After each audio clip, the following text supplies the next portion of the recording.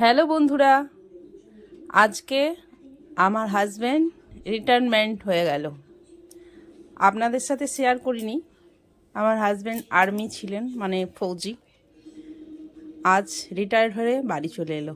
পুরো 32 বছর সার্ভিস তার কমপ্লিট। তাই একটু মেয়ে আর আমি মিলে একটু আয়োজন করেছিলাম, আনন্দ অনুষ্ঠান করলাম। আপনারা দেখুন আমরা কি কি করেছি।